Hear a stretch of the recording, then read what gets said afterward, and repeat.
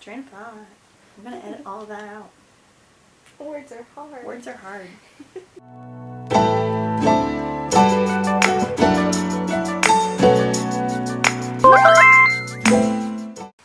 Hey, hi, hello, my name is Mas, and I talk about books and book-related things, and today I am going to be talking about how I read 400 books in 10 months, because y'all won't stop acting like I'm a crazy person. Which is a fair assumption at this point, really, but I do have some disclaimers to make because there are some reasons that I am the exception to a general rule. The first being I have what's called aphantasia, which means I do not have the ability to visualize, so I really don't see pictures in my head, basically. So reading is a lot faster because no need to picture what a person looks like. Essentially, when I see fan art, I'm like, oh wow, that's what this person's supposed to look like, because head empty, no thoughts. I really have no idea what's going on. Additionally, I read between 750 words per minute. I have tested that, but I couldn't tell you how or why. I never trained myself to do this, and I've always been able to read at this speed, so I couldn't tell you. But there are ways to train yourself to read that fast. I'm just not the person to give you that information. Additionally, I work from home in the tech industry, so I have a lot of downtime between phone calls and tickets, which means that I have time to listen to books. I can also listen to books while I am working on those tickets, and so that gives me a lot more free time in order to read books, whereas most people might have 8 hours a day that they can't use to read books because they're working in an environment where they can't also listen to audiobooks. So these are some of the ways that I might have an advantage to reading so quickly that other people may not, and I just want you to be aware of that before trying anything that I suggest here and realizing that it's not working for you.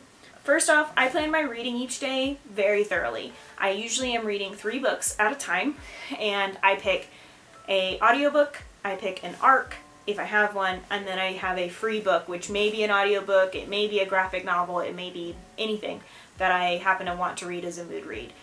Giving me this kind of leeway allows me to continue to read books that I'm interested in, and if I happen to finish one of those books early, then I can just go ahead and replace it with whatever fits in that category. I also plan out to read 25% of each book each day. So if I'm already 25% into a book, then I'll read 50% the next day. If the day is not over yet and I have finished all of those goals, then I will then allow myself to continue reading the next 25% of whatever book I'm really interested in, because if there's a book you don't want to put down yet, then don't. That's another thing, is I think that people think that I stop reading a book I'm really interested in and then pick up one of these books that I'm less interested in. No, like if I'm interested in it, I'm going to continue to read it because otherwise my speed will go back down. I also don't watch TV. So reading is my hobby, which obviously I have a booktube channel and I do all this book stuff, but I feel like a lot of people within the book community no longer treat it like a hobby and treat it like a job. For me, it genuinely is my hobby, and because it's something that I enjoy so thoroughly, it takes precedence for me. So reading is more important to me than watching TV, and so I just don't do a lot of that other than on the weekend. And you'll probably notice if you follow me on Twitter, I do update about books considerably less on the weekend because that's when I watch TV. So I have more time to read, and I think that we make time for the things that are most important to us, and so if you have free time and you are watching TV instead, maybe that's more important to you, and that's okay. But it's just something that you need to evaluate when you are like, how do you read so much? You must not ever sleep. No, I sleep really well. I just schedule my time out really well for it. I also have a really organized TBR, which is just a list of books. You guys have seen my videos, and I have them organized in such a way that I can pick and choose as a mood reading situation, other than for the readathon, right? But I can pick and choose as a mood reading situation so that I'm never at a point where I don't know what I want to read, or I only have books I don't want to read on my list. So I always try to have a list of at least 20 because then it makes it easier to pick and choose from. I also use 2 different apps to track my reading time. I use Bookly and Leio, and you've probably seen me mention both of these apps down in the description bar below. Leio automatically updates Goodreads with where you're at in the book if you set it to do so, which I really, really appreciate. And Bookly is just, it makes really pretty graphics, and that's it. It's aesthetically pleasing. If it wasn't, I would probably only use Leio. At this point, anyway. But with Leio, I set a goal of 500 pages per day.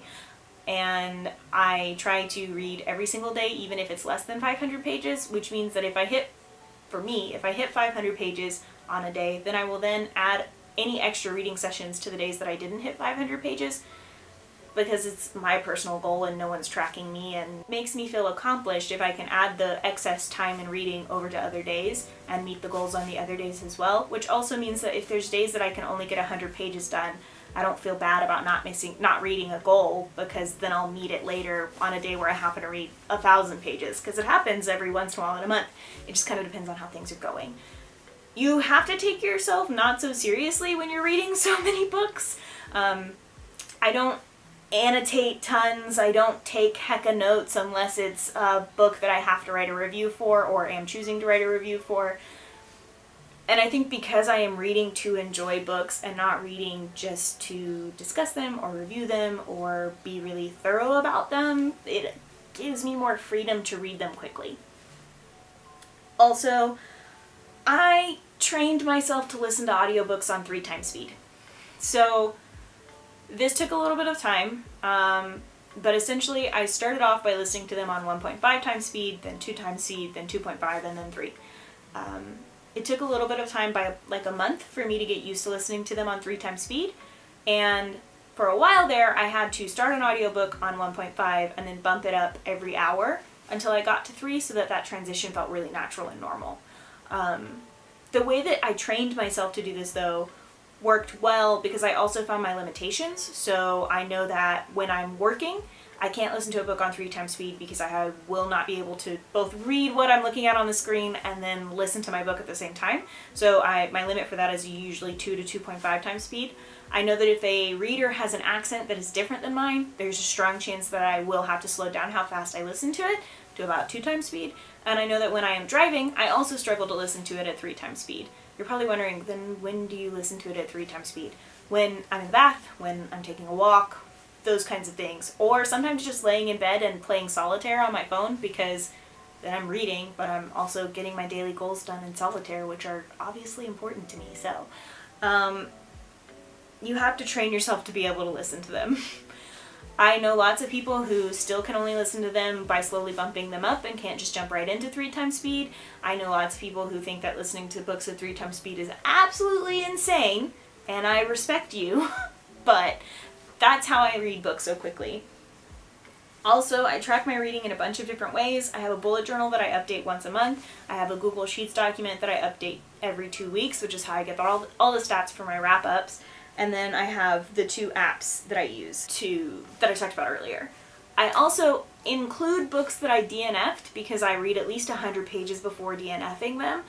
And I include graphic novels and novellas in my total count. So I think sometimes we don't consider all of the things that we read and go right on ahead and count them. If it's in Goodreads as something you can count them, then go ahead and do it, if meeting those goals is important to you. But this is how I read so fast, and I think it is very different for each person, but I think training yourself to be able to listen to audiobooks quickly is probably the best tip that I can give someone, as well as setting those individual goals with Leio, because then you're just like, if you're competitive, and I tend to be competitive sometimes, then you're able to meet those goals. This might not work for you, but you guys really wanted to know how I do it, and so that's it. That's how I do it. I hope this video was helpful or informative, or maybe you guys are like, oh cool, she's just a crazy person, and you're not wrong. So that's it. I hope you have a great rest of your day. If you liked this or found that helpful, don't forget to like and subscribe and share. If you didn't like this, don't hurt my feelings. I'll see you guys next time with whatever video I got going on next. Bye!